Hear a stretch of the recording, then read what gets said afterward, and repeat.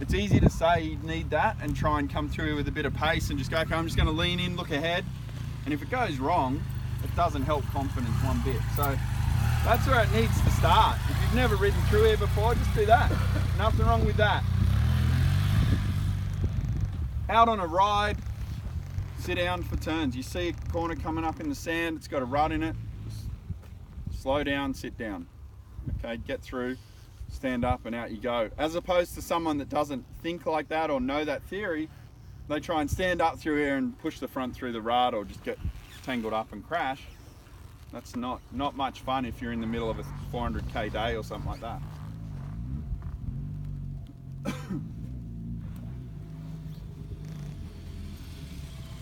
So see how he flows into the rut, both wheels in.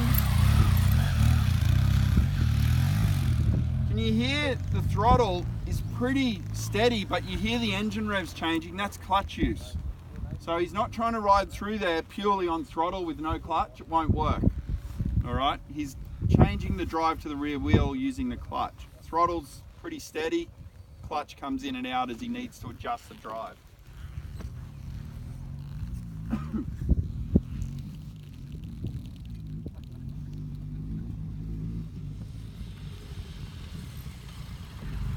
So nice and steady.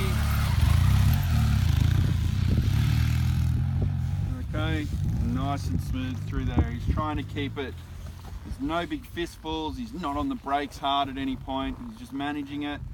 And what he just did there is about one of the hardest things to do on a bike.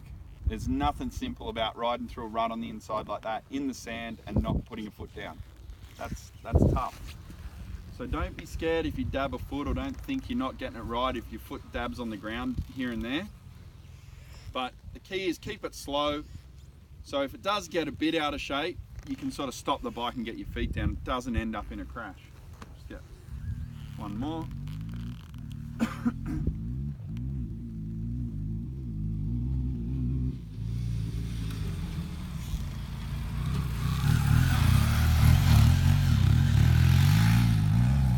See the little foot dab on the exit? See how quick it is? He actually doesn't sit down on the bike. He stays in the standing position. That foot just dabs the ground to reset his balance and straight back on the foot pegs. In a perfect world, that's how you want to do it, if you have to put a foot down. But yeah, this isn't about speed. It's not about trying to go through the corner fast. We just want to get through a sandy turn without ending up on our side. Trying to go through fast. So, I know, I could tell that. He was. So yeah, it's yeah, just think of that. This is about not falling over in the sand all the time. Okay, a rut is an easier option. Do you want to come and ride through one here just to show how much? Like just through the middle? Through where we're standing, just step back, just through this stuff, not there.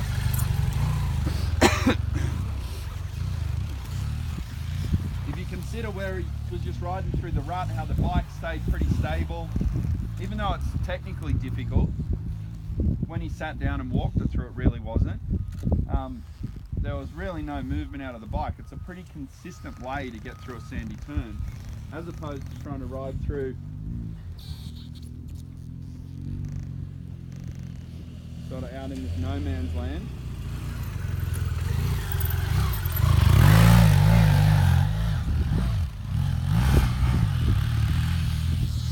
See how that is a lot. It's harder, there's no two ways about it. Doing that is hard. To do that consistently is even harder. But a lot of riders, guys, come into a turn in sand, see a rut, go, that's too hard, I'm gonna go where there's no rut. It's actually the opposite way around. If you just slow it down, use the rut, because your wheels have got something to follow, you're not fighting the sand as much. So it's worth getting comfortable in those things, whether you sit down through them or you want to work on trying to be able to stand up through them. Either way, they're worth it. All right, any questions?